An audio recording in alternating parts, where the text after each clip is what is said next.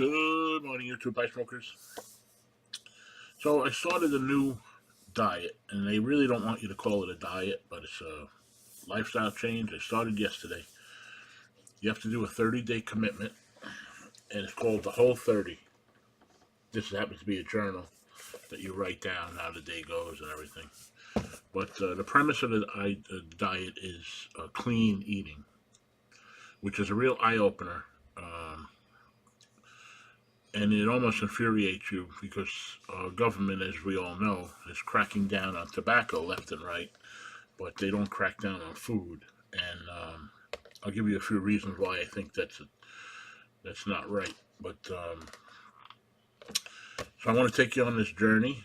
I hope I do the 30 days.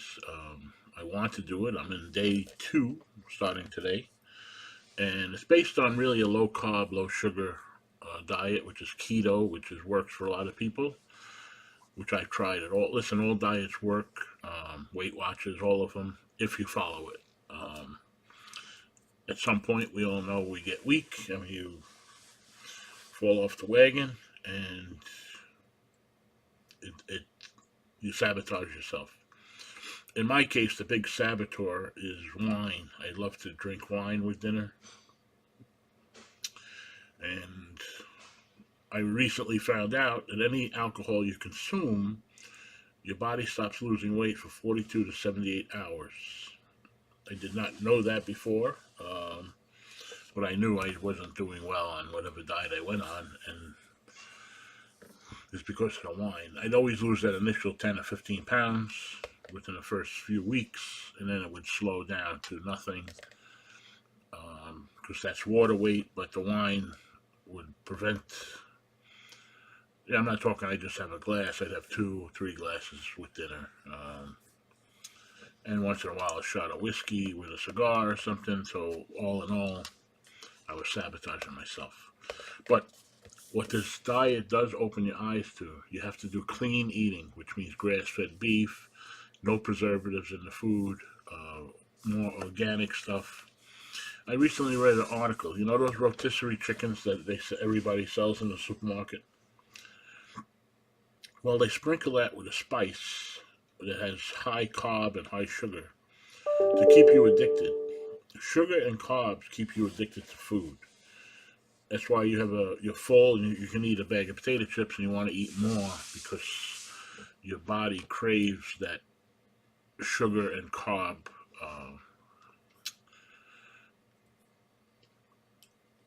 um, sugar and carb. Your body just craves it, it likes it, and you're stuffed and you're still feeding the chips in your mouth. Even spices, you'll see. There's a few good apps, like if you have a gluten problem, which my wife does. You scan the bottle and you'll see there's wheat in some, like a pepper. A pepper has wheat. Now the only reason they do that is to fool you. There's no reason to put wheat in pepper. It's a filler. Um, if you buy the pure pepper, like McCormick, most of the McCormick spices are pure. Um, but you see things like wheat in spices. You'll see sugar in spices, and that's what they used to put on these rotisserie chickens. Now they still said it's a good healthy alternative.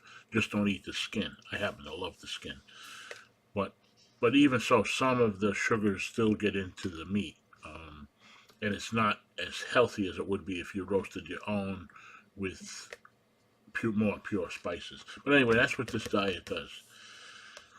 So you have to. It's not a cheap diet to go on because you end up purging your refrigerator because just about everything in the damn thing is no good. It all has additives. Soy is in everything, and you can't have soy in this diet.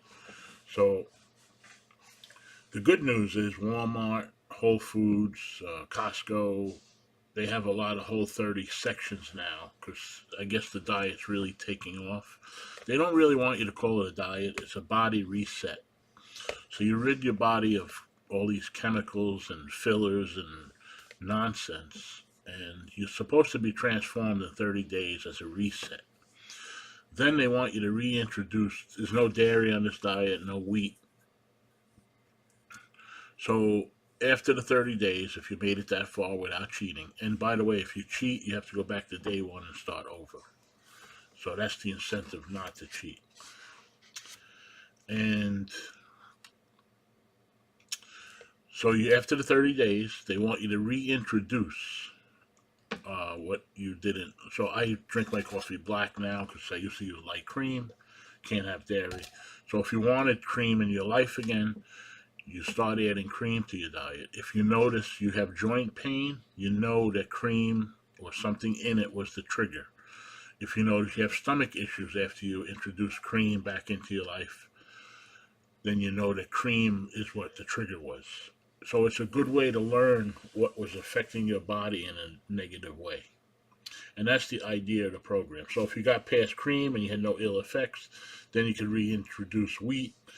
And at some point, you're going to feel like you did before you did this, and you'll have joint pain or stomach issues or uh, tiredness or you'll be sluggish. Then you know that that's the wheat's affecting your body. So I'm going to give you updates from time to time. I hope you follow me along. It'd be great if somebody wants to try it along with me. We could share stories and help each other, but I never want to force anything I'm trying to do down somebody's throat. We're all our own people, and I respect each and every one of you, and do what you may. But it's infuriating, getting back to that subject, that the government targets tobacco like a laser beam. All of a sudden, that's to get rid of that crap and crack down on everything, regardless of if a pipe smoker really doesn't fall into that category. They don't care. But yet they won't get after all this food that has all these preservatives and additives that are killing us.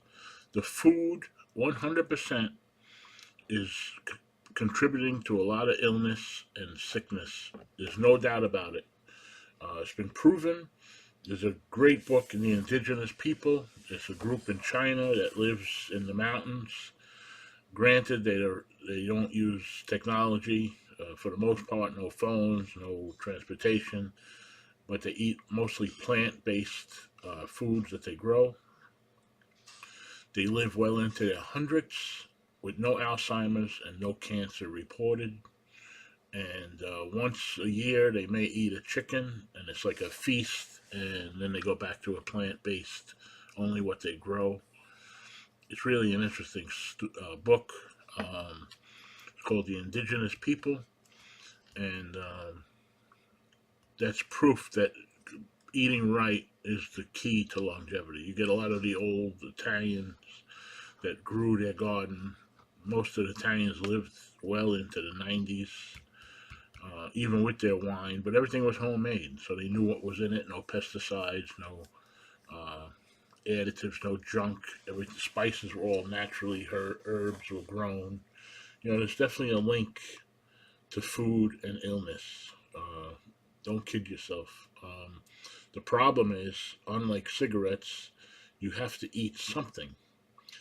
And everywhere you go, Home Depot, the gas stations, the food's in front of you 24/7. You have a weak moment, which if you're in a stressful job or a stressful relationship, food is a instant gratification. So you grab a bar, you're angry, you grab a piece of cake or something you shouldn't have, and next thing you know, you blow up like a balloon. In the end, you're hurting yourself, like I've done all my life. It's been a yo-yo. When you're 30, you're more active. You don't show the weight, you carry it well, nothing bothers you. As you get older, it gets worse. Anyway, that's my rant. The Whole30, check it out if you're interested. But even so, if you're not interested in the Whole30, do a keto or a caveman diet. They all have the same idea. Get rid of carbs, and sugar is the killer. And then if you can clean up the preservative end of things, you're one step above. Good luck, and wish me good luck, and I'll catch you on the next one.